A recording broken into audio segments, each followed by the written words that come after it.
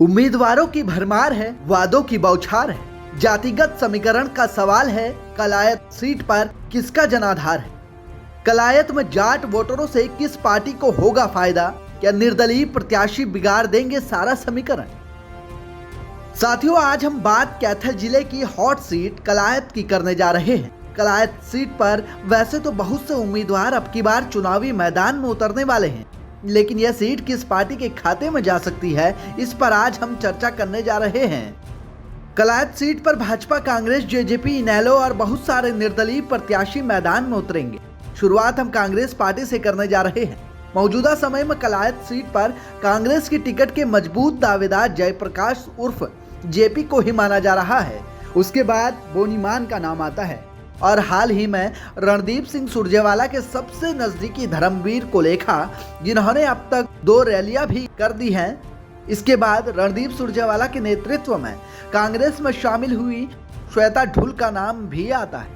ये दोनों ही प्रत्याशी जाट जाति से संबंध रखते हैं। तो वहीं भाजपा से तो फिलहाल कमलेश ढांडा को ही टिकट का प्रबल दावेदार माना जा रहा है। हो सकता है कि अब की बार भाजपा उनके बेटे को ही टिकट देकर चुनावी मैदान में उतार दे। वहीं जेजेपी से सतविंद्र सिंह भी साल 2019 में 37,425 वोट लेकर तीसरे नंबर पर रहे थे और कहीं ना कहीं उन्होंने भी हल्के में छाप छोड़ने का काम किया था। बात अब निर्दलीय उम्मीदवारों की जाए तो वैसे तो कलायत सीट पर 15 के करीब निर्दलीय उम्मीदवार चुनाव लड़ना चाहते हैं, लेकिन हाल में पूर्व में संसदीय सचिव रहे रामपाल माजरा ने भी निर्दलीय तौर पर ही चुनाव लड़ने का ऐलान कर दिया है।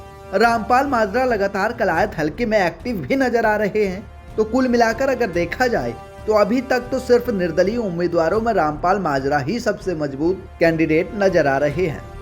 आइए अब थोड़ी सी बात जातिगत समीकरण को लेकर भी कर लेते हैं। कांग्रेस पार्टी में जाट टिकट प्रार्थी ज्यादा होने के चलते कहीं ना कहीं इसका फायदा भाजपा को भी मिल सकता है, क्योंकि अगर कांग्रेस जाट नेता को ही टिकट देती है तो वहीं भाजपा किसी भी दूसरी जाति के उम्मीदवार को टिकट देकर खेल भी बिगाड़ सकती है।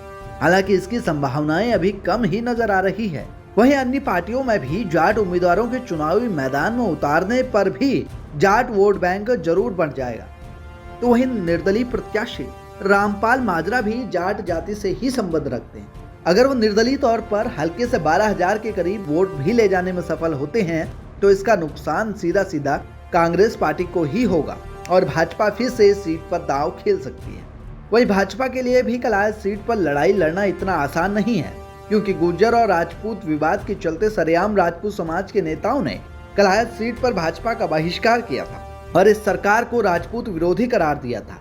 आपको बता दें कि कलायत सीट पर राजपूत वोट भी मायने रखते हैं। अब देखना यह होगा कि आने वाले चुनाव में कौन सी पार्टी किस उम्मीदवार को चुनावी मैदान में उतारती है और कौन सी पार्टी इस सीट पर अपनी साख बचा पाने में कामयाब हो पाती है। Bureau report, the air news.